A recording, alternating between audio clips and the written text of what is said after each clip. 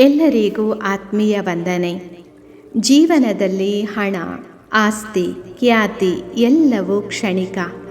ಆದರೆ ಮನುಷ್ಯನ ಹೃದಯದ ಒಳ್ಳೆಯತನ ಮತ್ತು ಅವನ ಆತ್ಮಸ್ಥೈರ್ಯ ಮಾತ್ರ ಶಾಶ್ವತ.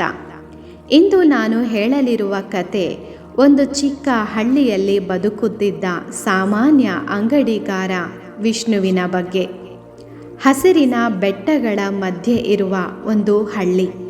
ಅಲ್ಲಿ ಸಾಮಾನ್ಯ ಮಣ್ಣಿನ ಗೋಡೆ, ಹುಲ್ಲಿನ ಚಾವಣಿಯ ಅಂಗಡಿ.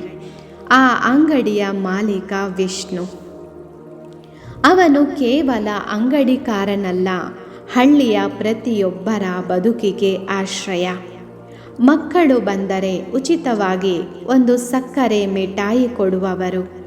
ಹಿರಿಯರಿಗೆ ಗೌರವದಿಂದ ಬೆಲೆ ಬಾರದ ವಸ್ತುಗಳನ್ನು ಕೊಡುವವನು.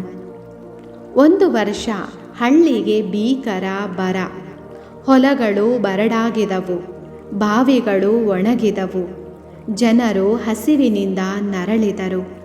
ಹಲವರು ತಮ್ಮ ಮನೆ ಬಿಟ್ಟು ಹೊರಟರು. ಆದರೆ ವಿಷ್ಣು ಅಂಗಡಿಯನ್ನು ಮುಚ್ಚಲಿಲ್ಲ. ಬದಲಿಗೆ ಅವರು ಬಾಗಿಲು ಇನ್ನೂ ಹೆಚ್ಚು ತೆರೆದರು. ನೀವು ಹಣ ಕೊಡಲು ಆಗದಿದ್ದರೂ ಪರವಾಗಿಲ್ಲ, ಬದುಕಿ ನಿಂತು ಮತ್ತೆ ಬಂದ ಮೇಲೆ ಕೊಡಿ ಎಂದರು. ವಿಷ್ಣು ಆಂತರಿಕ ಹೋರಾಟ ಈ ರೀತಿ ನಡೀತಾ ಇತ್ತು. ರಾತ್ರಿ ದೀಪದ ಬೆಳಕಿನಲ್ಲಿ ಕುಳಿತುಕೊಂಡು ಅವರ ಮನಸ್ಸು ಕಾಡುತ್ತಿತ್ತು. ನಾನು ಕೊಟ್ಟೇ ಬಿಡುತ್ತಿದ್ದೇನೆ, ನಾಳೆ ನನ್ನ ಬಳಿ ಏನೂ ಉಳಿಯದೆ ಹೋದರೆ. ಆದರೆ ತಕ್ಷಣವೇ ಅವರು ತಾನೇ ಹೇಳಿಕೊಳ್ಳುತ್ತಿದ್ದರು, ಹಣವೇ ಸಂಪತ್ತು ಅಲ್ಲ, ಹೃದಯದ ಒಳ್ಳೆಯತನವೇ ಸಂಪತ್ತು. ಇದು ಅವರ ತತ್ವ, ಅವರ ಶಕ್ತಿಯಾಗಿತ್ತು. ಕೆಲವು ವಾರಗಳ ನಂತರ ಮಳೆ ಬಂದಿತು. ಹಳ್ಳಿಯ ಹೊಲಗಳು ಮತ್ತೆ ಹಸಿರಾಗಿದ್ದವು. ಹಳ್ಳಿಯ ಜನರು ಬದುಕುಳಿದರು. ಏಕೆಂದರೆ ವಿಷ್ಣು ಹಸಿವು ತಾಳಲು ಅವರಿಗೆ ನೇರವಾಗಿದ್ದರು. ಜನರು ಅವರ ಅಂಗಡಿಗೆ ಬರುತ್ತಿದ್ದರು, ಕೇವಲ ವಸ್ತುಗಳಿಗಾಗಿ ಅಲ್ಲ, ಆದರೆ ಅವರಿಂದ ಬರುವ ನಂಬಿಕೆಯ ಬೆಳಕಿಗಾಗಿ. ವಿಷ್ಣು ತನ್ನನ್ನು ಹೀರೋ ಎಂದುಕೊಂಡಿರಲಿಲ್ಲ.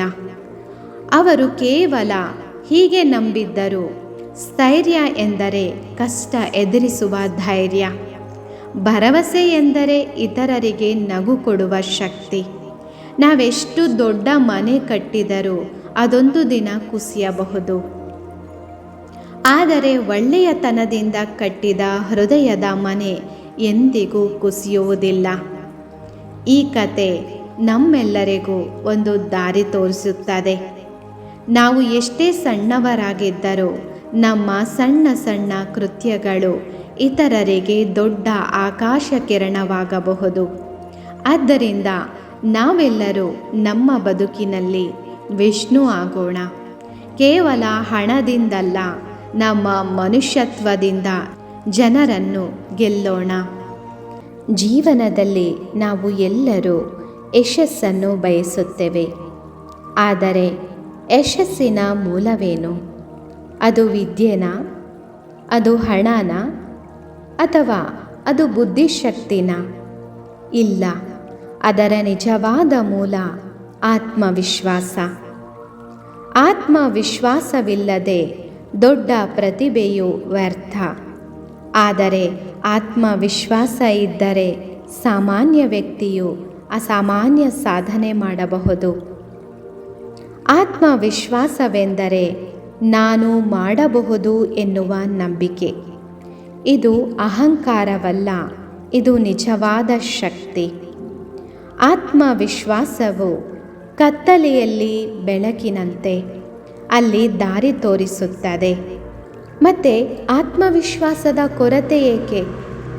ನಾವು ಇತರರ ಜೊತೆ ಹೋಲಿಕೆ ಮಾಡಿಕೊಳ್ತೀವಿ. ಹಳೆಯ ವೈಫಲ್ಯಗಳ ನೆನಪು, ಸಮಾಜದ ಟೀಕೆ, ಇವುಗಳಿಂದ ನಾವು ಕುಗ್ಗುತ್ತೇವೆ. ಆದರೆ ನೆನಪಿಡಿ, ತಪ್ಪುಗಳು ನಮ್ಮ ಶಿಕ್ಷಕರು, ಅವು ದುರ್ಬಲತೆ ಅಲ್ಲ.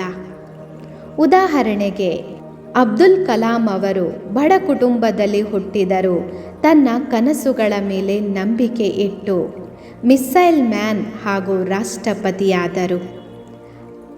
ನರೇಂದ್ರ ಮೋದಿಯವರು ಚಹಾ ಮಾರಾಟ ಮಾಡಿದಂತಹ ಅವರು ಇಂದು ವಿಶ್ವದ ಅತ್ಯಂತ ಪ್ರಭಾವಿ ನಾಯಕರಲ್ಲಿ ಒಬ್ಬರು.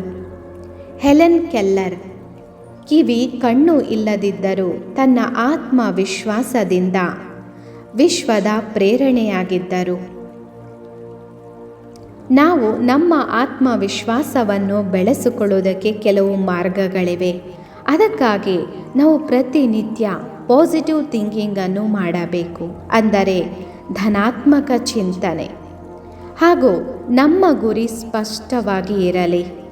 ಪ್ರತಿದಿನ ಸ್ವಯಂ ಪ್ರೇರಣೆ ಸೆಲ್ಫ್ ಮೋಟಿವೇಶನ್ ಹಾಗೂ ಧ್ಯಾನ ಮತ್ತು ಆಧ್ಯಾತ್ಮಿಕ ನೆನಪು, ಸಣ್ಣ ಸಾಧನೆಗಳನ್ನು ಆಚರಿಸಿಕೊಳ್ಳಿ. ನಿಜವಾದ ಆತ್ಮವಿಶ್ವಾಸ ನಮ್ಮ ಆತ್ಮ ಸ್ವರೂಪವನ್ನು ಅರಿತಾಗ ಬರುತ್ತದೆ. ನಾನು ದೇಹವಲ್ಲ, ನಾನು ಶಾಂತ ಶಕ್ತಿಶಾಲಿ ಆತ್ಮ. ಈ ನೆನಪು ನಮ್ಮನ್ನು ಅಚಲ ಅಡೋಲವಾಗಿಸುತ್ತದೆ. ದೇವರ ಶಕ್ತಿ ನಮ್ಮ ಹಿಂದೆ ಇದೆ ಎಂಬ ಭಾವನೆ ಆತ್ಮವಿಶ್ವಾಸವನ್ನು ದಶಪಟ್ಟು ಹೆಚ್ಚಿಸುತ್ತದೆ. ಸ್ನೇಹಿತರೆ, ಆತ್ಮವಿಶ್ವಾಸವಿಲ್ಲದ ಜೀವನವು ಹಡಗಿನಿಲ್ಲದ ದೋಣಿಯಂತೆ. ಆತ್ಮವಿಶ್ವಾಸವೇ ನಮ್ಮ ಯಶಸ್ಸಿನ ಬೀಗದ ಚಾವಿ. ಇಂದು ನಿಮ್ಮ ಹೃದಯದಲ್ಲಿ ಒಂದು ಮಾತು ಗಾಢವಾಗಿ ಬರೆದುಕೊಳ್ಳಿ.